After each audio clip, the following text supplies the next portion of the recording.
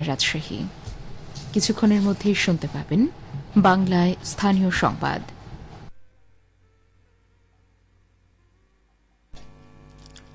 আসসালামু আলাইকুম। বাংলাদেশ বেতার রাজশাহী স্থানীয় সংবাদ পড়ছি খন্দকার আনোয়ারুল ইসলাম। রাজধানীর উত্তরার দিয়াবাড়ি এলাকায় মাইলস্টোন স্কুল অ্যান্ড কলেজ ক্যাম্পাসে বাংলাদেশ বিমান বাহিনীর প্রশিক্ষণ বিমান বিধ্বস্ত হয়ে হতাহতের ঘটনায় আজ একদিনের রাষ্ট্রীয় শোক পালন করা হচ্ছে। গতকাল প্রধান উপদেষ্টার প্রেস উইং থেকে পাঠানো এক বার্তায় রাষ্ট্রীয় শোক পালনের বিষয়টি জানানো হয়। বার্তায় বলা হয়, শোক পালনের উদ্দেশ্যে দেশের সকল সরকারি, আধা সরকারি, স্বায়ত্তশাসিত প্রতিষ্ঠান ও শিক্ষা প্রতিষ্ঠানে জাতীয় পতাকা অর্ধনমিত রয়েছে। পাশাপাশি সকল সরকারি, বেসরকারি ভবন ও বিদেশে বাংলাদেশি মিশনেও জাতীয় পতাকা অর্ধনমিত রয়েছে। এছাড়া আহত ও নিহতদের জন্য দেশের সকল ধর্মীয় উপাসনালয়ে বিশেষ প্রার্থনার আয়োজন করা হয়েছে।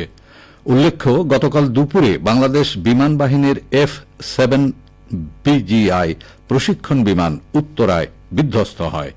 আকস্মিক এই বিমান দুর্ঘটনায় বিমানের pilot flight lieutenant Mohammad Tauqir Islam সহ অন্তত 27 জন নিহত ও আহত 1.5 শতাধিক। এদিকে ঢাকায় মাইলস্টোন স্কুল অ্যান্ড কলেজে বিমান বিধ্বস্ত হয়ে মারা যাওয়া ফ্লাইট লেফটেন্যান্ট তৌকির ইসলামের মরদেহ সমাহিত করা হবে রাজশাহীতে।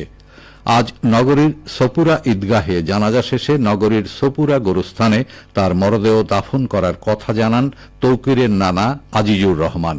বিধ্বস্ত বিমানের নিহত পাইলট তৌকির ইসলামের জানাজা বেলা 11টায় ঢাকা সেনানিবাসে অনুষ্ঠিত হবে।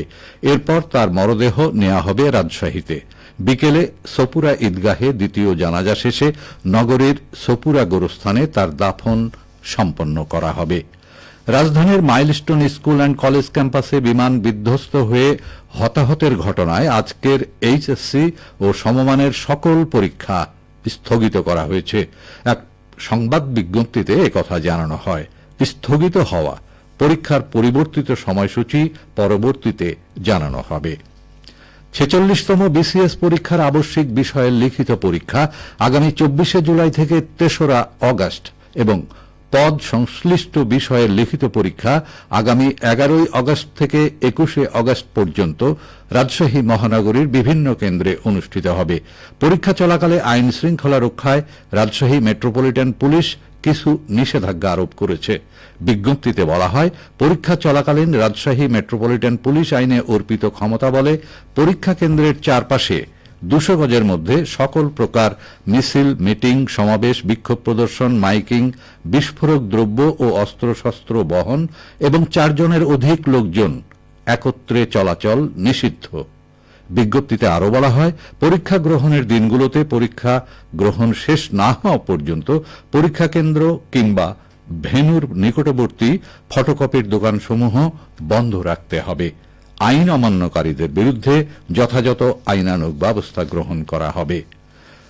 বগুড়ার কাহালু উপজেলার কাশিমালা এলাকায় অভিযান চালিয়ে একটি বেকারির দোকানকে 50,000 টাকা জরিমানা করেছে জাতীয় ভোক্তা অধিকার সংরক্ষণ অধিদপ্তর।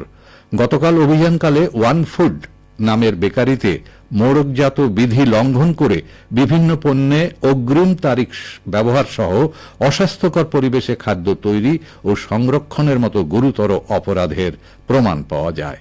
এসব অপরাধে প্রতিষ্ঠানটিকে ভোক্তা অধিকার সংরক্ষণ আইনের বিভিন্ন ধারায় 50,000 টাকা জরিমানা আরোপ ও তা আদায় করা হয়।